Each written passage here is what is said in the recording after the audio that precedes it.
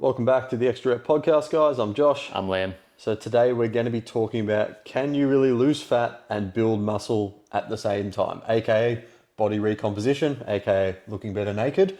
So I think this one is very interesting because a lot of people will say it can be done and a lot of people will say it can't be done. So we're going to sort of go through, especially what conditions you need for this to be, achievable. We're also going to go through, the key ingredients that you actually need to make this achievable as well. We'll talk about the scale as well, and I think that'll be a really important factor into why it may or may not move when you're trying to achieve this as well. We'll go through a lot of mistakes that most people are making when they're trying to do this, and then also sort of what to expect, like, timelines, tracking what you need, and you're probably going to, a bit of mental strength in there as well at the end of it. So I think, Liam, like I said, the first question always is, can you do it? Do you think you can build muscle and drop body fat at the same time?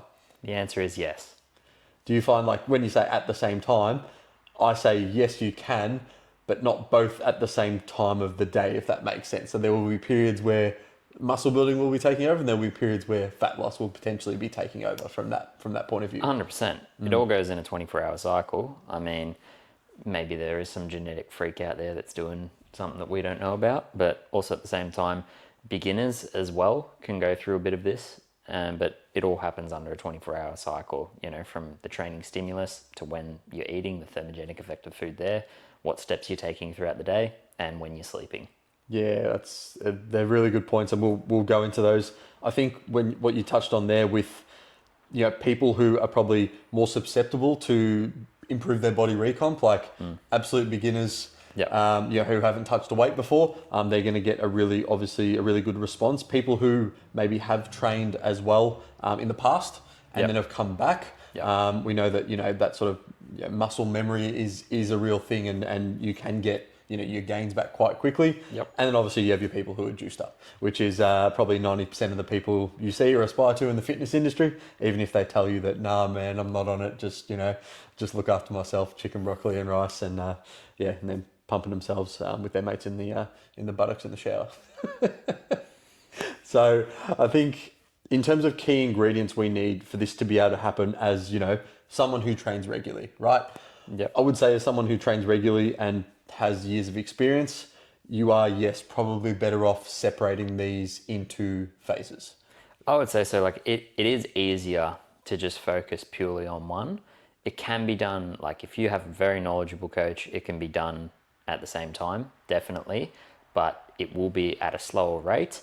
But there's always an illusion that I like to tell people, because as you start to strip away body fat, you actually look bigger, you look more muscular, not because you gain more muscle, but because you can actually start to see that muscle in a bit more of the definition. I think that's a big one for a lot of people. They'll say, I want to be, this on the scale, for example. I need to be 90 kilos on the scale, but their dream body is at 80 kilos. Exactly. So it's like once they, like I said, get, dig up all the body fat and retain all their lean muscle, they achieve the physique that they thought was, 90 kilos, and it was actually 10 kilos lighter than they thought. And then they can look at, like I said, okay, putting a slow gaining phase into that position. So I think, like we said, ideally as a intermediate, you want, probably quicker or semi-quick periods of fat loss followed by slower periods of muscle growth, because muscle growth just takes a lot longer than it is to sort of strip down body fat. You can do it quite quickly in terms of stripping down body fat, provided, protein's high, training properly, recovering, doing all the right things. But when it comes to building muscle, especially with genetics is there, but it's just going to be a much, much slower process. So like key ingredients, high protein diet, structured resistance training, and proper recovery really are your three key areas. I mean, I would say carbohydrates in there as well, mainly for the performance aspect, especially if you're cutting. I mean, you want to maintain or potentially build, but you want to maintain as much muscle as possible. And honestly, when it comes to fat loss, I don't think people should be afraid to go hard. Did you ever hear the myth back in the day that you need to lose the fat slowly because it's more sustainable and it will stay off you longer? And absolute load of shit. Yeah, and it's interesting because, like, again, I've been talking like about my 8-week shred and been like, some of my stuff's been like 1,200 calorie diets are stupid, and for a strong majority of the population, they are very, very stupid. But there are some people who might be able to get away with doing that for like a 4-week period, for example, before going back to baseline. You Yep. know, they might be able to do certain things where they can just dig in deep and get it done. But the problem is that people go in with that 1,200 calorie diet and they never have a plan out of it. Yep. There's no plan out. They just go in and think that's the be all and end all to lose fat. They obviously can't sustain it. They rebound and they just keep yo-yoing from eating fucking nothing to eating 5,000 calories every weekend. And they wonder why their body's getting confused and being like, oh, what the fuck's going on here? Exactly. And look, one meal on the weekend can blow you out of your fat loss. Definitely. You can bulldog it Monday to Friday with your work schedule, 1,200 calories. But, you know, one binge meal or 2 binge meals, one on the Saturday, one on the Sunday, can completely put you out of that deficit. Yeah. And I think going to that as well, like not only just like that happening, but then the psychological effect of seeing the scale probably drop down all week and then seeing it crazily spike up by, you know, probably 2 to 3 kilos on the Monday or the Tuesday. You freak out, obviously, and you're like, I've ruined everything. And then, that cycle continues. Maybe I'll cut to 1,000 this week, you know, and then you just keep running yourself on that hamster wheel into the ground when, you know, if you just probably gave yourself more calories Monday to Friday and did actually make it a bit sustainable, again, everyone's different, or had that willpower to go through the weekend without doing that, then all of a sudden you're going to start seeing results, provided, of course, you can stick to it. Yeah. I mean, the hard thing that people, when they do this by themselves, is everyone's got such a different relationship and psychological relationship with food and the scales and their training and their sleep. And this is why a coach is so important, because it takes out all that guesswork. Yes, there's still that emotional and psychological component of it when you're going through this stuff, because losing fat and building muscle at the same time is not easy. It is not. You are forcing your body to change. Not only are you forcing it to build more muscle tissue through a training stimulus, but then you're also forcing it to strip fat off, which means you're going to be hungry. Yeah, I think that is one thing that, you know, when you're looking at body recomp, when we talk about, you know, back to energy expenditure and total daily energy expenditure, I like to think in terms of recomp, your golden area is probably what, like, just under maintenance. So you're probably looking at maybe like a 10% deficit or something like that. You know, it's going to get you, but of course, that's going to also get you results in terms of fat loss slower.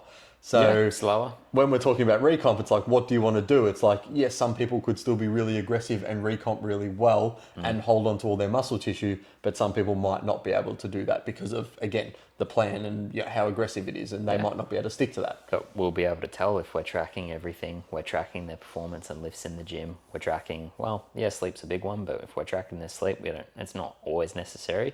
I mean, like, it is a nervous system metric. If you're not performing well in the gym, then we can look at your sleep. But if you're on 1,200 calories, you're still performing well in the gym, you're still actually increasing your lifts every single week, then there's a good chance that you're actually still maintaining that muscle mass, and all the weight that you're seeing shed off the scale is purely body fat. Yeah, and I think this scale really big thing here, because especially when it comes to body recomposition, the scale is probably one thing that might not move as much as you want, especially if you're already relatively lean, right? So I've had clients, for example, doing the shred, or just clients wanting to recomp, and like the scale's barely moved a couple of kilos one way or the other, but they look absolutely completely different in before and after pictures. And that is exactly why that, yes, scale is a good metric, but that's why I like to be like, okay, is your training intensity, are you progressing? Are you sleeping well? Are we taking photos? Are we doing potentially some measurements? And are we looking at how clothes are fitting? Yeah. If we're like, okay, clothes are fitting tighter in the right areas and looser in the right areas, if we're getting measurements, we're seeing, okay, stomach's going down, but shoulders are, going up or something like that. And if we're looking at visual progress from the photos, you'll start to be able to notice if you are actually body recomping, or if you're just gaining body fat or just dropping a lot of muscle. Yeah, I mean, visual photos don't lie. It's my best form of check-in, because, someone with measurements and stuff, it's like, have you ever measured like a bicep? It's like, if you get it in just the wrong spot, like the peak is like 1 centimeter bigger than the other and all that stuff. Like if they, go above the belly button or below the belly button for the waist, it's like these things can make a difference, but photos don't lie. Yeah. Unless you edit them.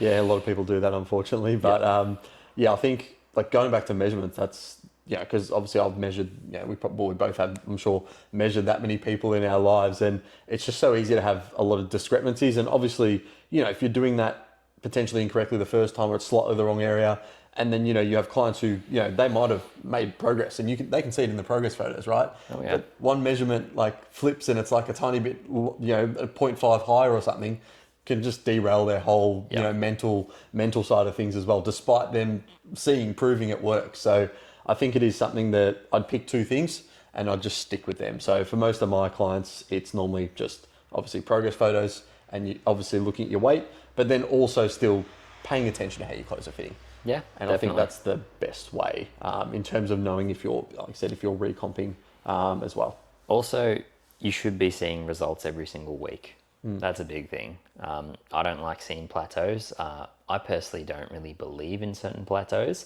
The reason being is because if someone was in a plateau, I'd be able to get down to the reason why and then quickly reverse it.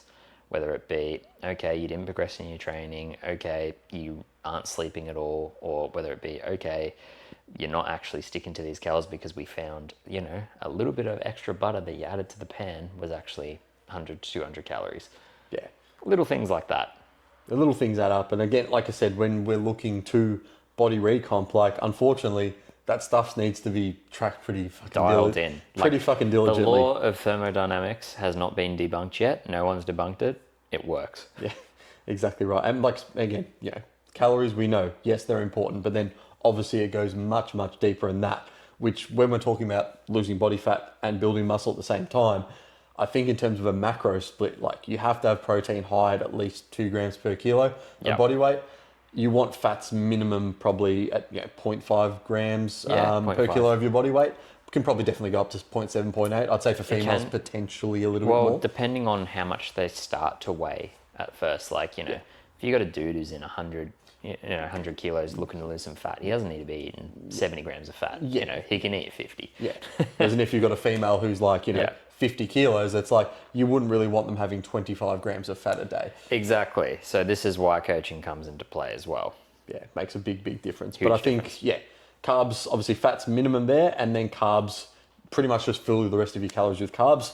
And there's probably going to be some small but significant benefits in body composition if you can put a majority of carbs around your training, just because that is going to fuel performance. I know there was a study done basically saying if you didn't consume carbs in the window 3 hours after, next day exercise was impacted negatively by up to 30% or something. So, and on the plus side, the more carbs you can store in your muscles, the bigger and leaner you're going to also look as well, whilst making sure we're obviously still hydrated as much as possible. When you're dehydrated, you're going to look a bit flabbier, you're going to hold on to more of that water weight, whereas when you're obviously super hydrated, got those carbs in your system, you're going to look big and jacked and probably like you want to look. Exactly. I mean, you can be in a heavy deficit and still have 125 to 150 grams of carbs to play with. Yeah. So it's really easy to put 25 to 50 pre or post and then keep some just at dinner, so it helps you calm a bit down before you go to bed. And so your sleep doesn't get affected. It's actually really easy to do. Just a lot of people,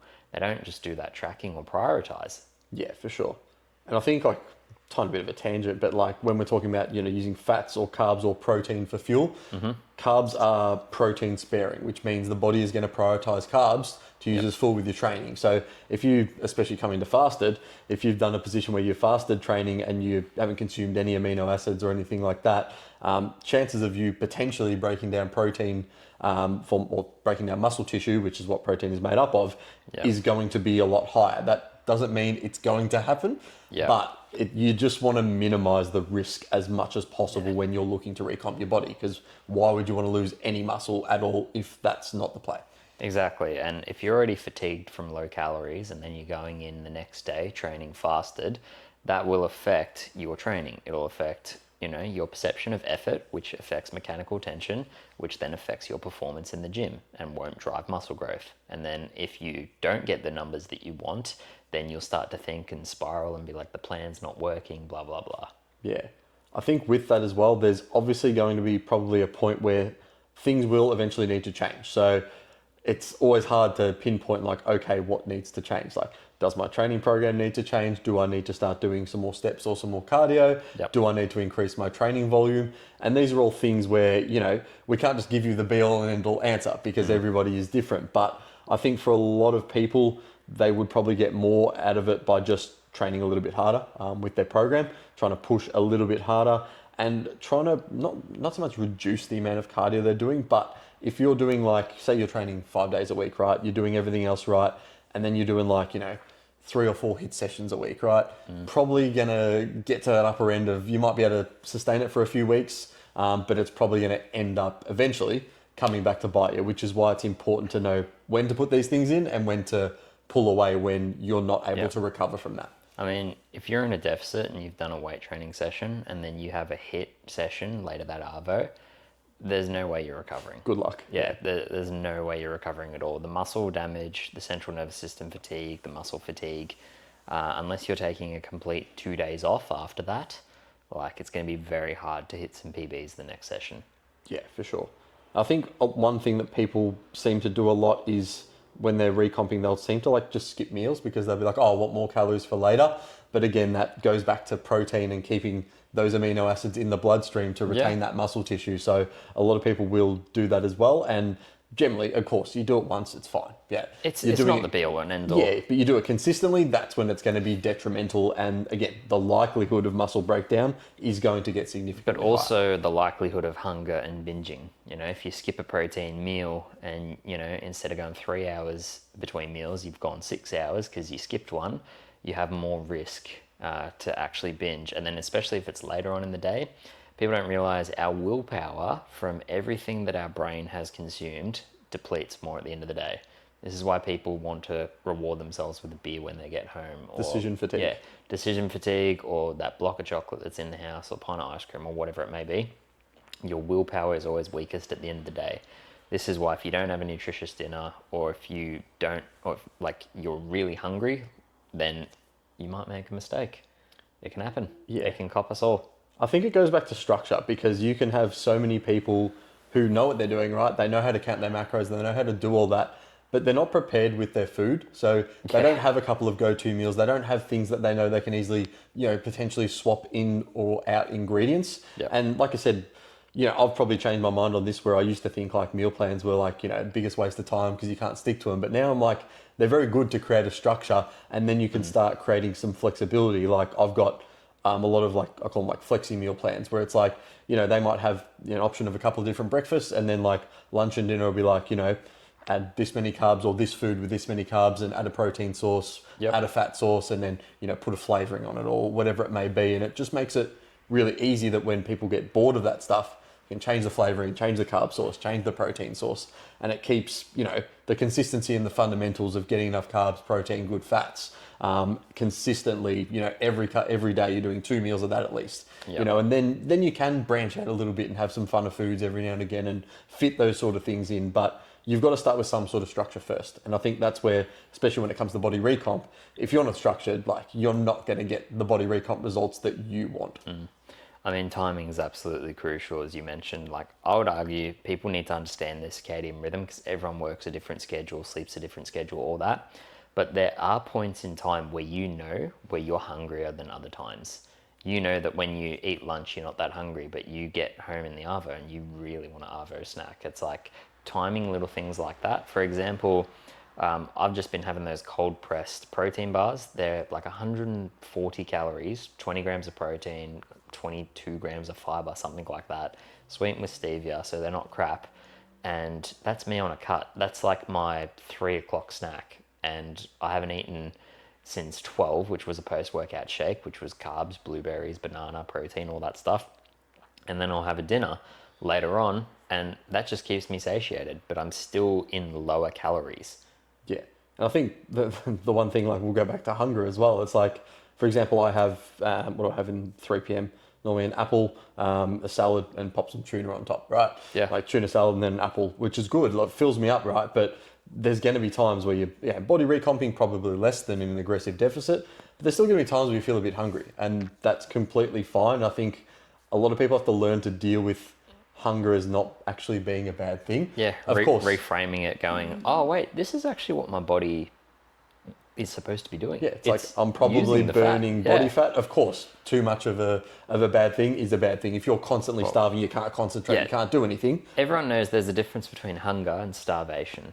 Yeah. And a lot of people, because we live in this dopaminergic society where we're so used to like, instant gratification and stuff, I always told my clients, like, drink a big glass of water and wait 20 minutes and see if you're still hungry. A lot of the times, I'd say 9 out of 10 times, it subsided. Yeah. Or if they just get distracted from work or just do something else, then the hunger goes away. Remember, hunger's always just a signal, and it just tells your brain, hey, eat something. But you're the one who's in control. You can just say, hey, just keep quiet, voice in my head, wait 10 to 15 minutes, and your mind will just go, oh, okay, well, he's done.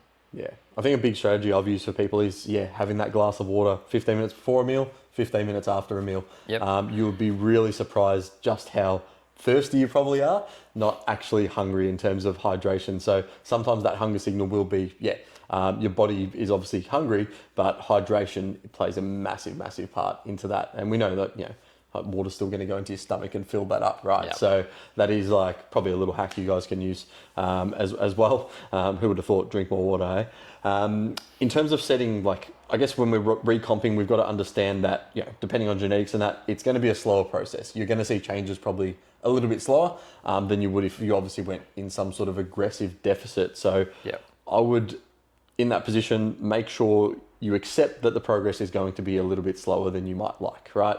Like I said, especially if you're trying to simultaneously build or at least retain a lot of muscle mass, it's going to take time. Quality results are going to take time.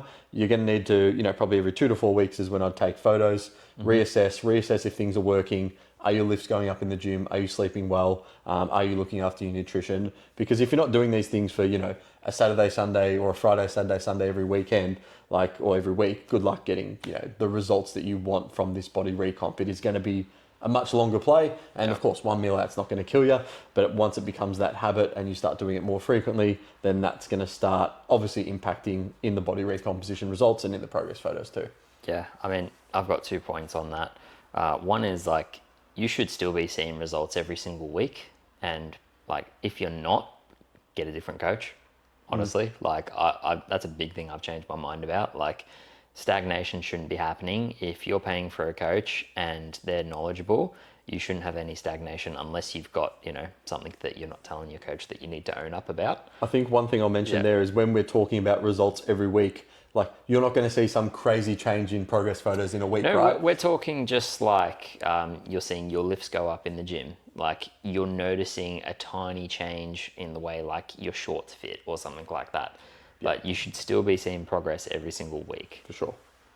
Yeah, I think the last thing I'll probably mention is, this is the recomp's more, again, it's a bit more of a long-term strategy. Yep. So there will be a point where it's probably going to be more beneficial for you as you get more trained and as you go through more periods of, okay, I'm going to slowly try and bulk up, and I'm going to try and cut a bit more aggressively. I think for a lot of people, especially when they're starting, the more you can just focus on not having abs and just trying to train and get enough protein and eat. Of course, you don't want to be carrying a crazy amount of excess body fat. Yep. But like, if you're semi-lean, got, like a 4-pack sort of thing, or, some visible ab definition, you're probably in a great spot to just like train really hard, get strong, eat enough to fuel yourself and really try and push on that muscle growth for, I'd say the best part of, like a 6 to 9 month period at least before you want to then spend, 8 weeks cutting down to, see the fruits of your labor. Exactly.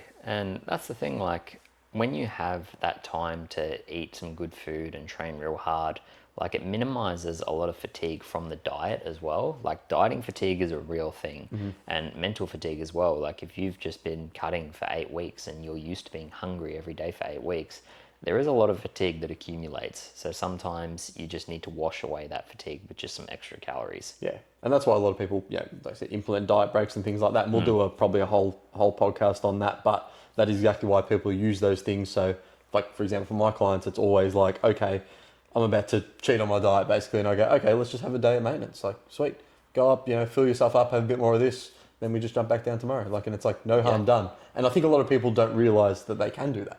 Yeah. Right? They go like, oh shit, like, no, I've ruined everything. And it's like, no. It's just like one day out of the 6 days. If you're in, a deficit 6 days out of 7, you're in maintenance of 1, you're still going to see great results this week. Like, don't stress. Like, life happens, shit happens, And that's, the last thing I'll mention is that shit's going to happen. Like, it's never going to be perfect. You want things as structured as possible, of course, but we're not robots at the end of the day. So stuff's going to happen, but if you keep plugging away, keep training hard, look after your nutrition, look after your lifestyle with your sleep and your stress, you're going to see really good body recomposition results over a long period of time. Yep.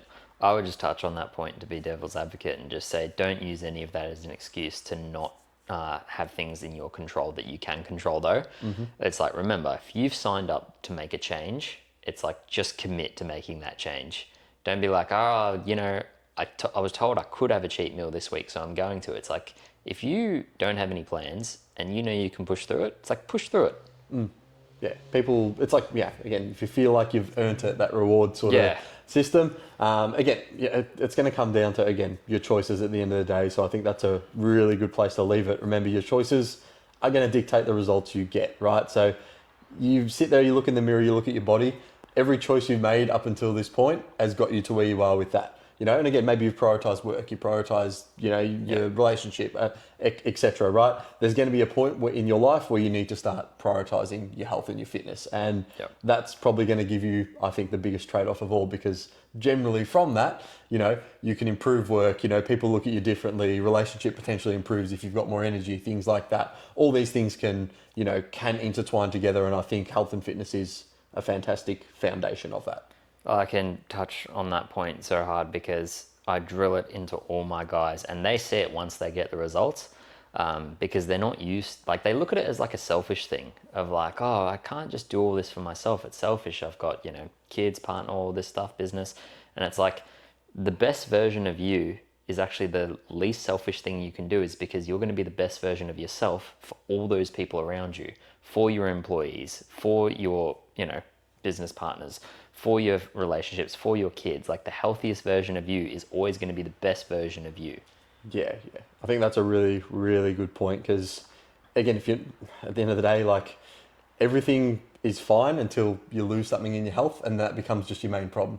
You know, 100 problems, and then as soon as you have a health issue, that becomes your number one problem, and that derails absolutely everything else. So it is imperative, guys, that you get to a point where, you know, I think it's important to obviously, from body confidence perspective, look good on the beach, feel good, you know, feel like you got some muscle and whatnot. But from a longevity and health standpoint, that is one thing that you guys really need to start, you know, thinking about. What do I want to feel like in 5, 10, 15 years time? You know, do I want to be and set that example for my kids and, you know, everyone I come in contact with? Or, you know, do I want to be sitting there being the dad, you know, drinking a beer and, you know, yelling at my kids to shut up and not being able to get off the couch and play with them, look, you know? Everything we've spoken about, building more muscle, correlates to skeletal muscle mass, bone mass, longevity health, and then losing body fat means less visceral fat around your organs, better metabolic health, better blood circulation. Like, we're not saying take it to the extreme of, you know, juicing to get, you know, 6% body fat and heaps of muscle or jumping like on that. stage. Yeah, we're not saying that, because that actually is unhealthy for a short period of time.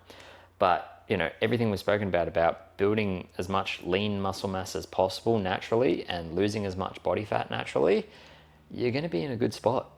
Yeah, and I think that's a fantastic place to leave it, guys. I hope you really enjoyed this podcast. Again, if you've got any specific questions you want to ask myself or Liam, again, my Instagram at Action Fitness Nutrition, or Liam's Instagram at Coach Liam C. Murphy. Ask us any questions you have, because obviously everyone is going to be different and everyone's going to have their own sort of problems they have right now. So get in contact with us. We'll be able to help. We might even make one of your questions a future podcast episode as well. But until then, guys, we'll see you in the next podcast. See you guys.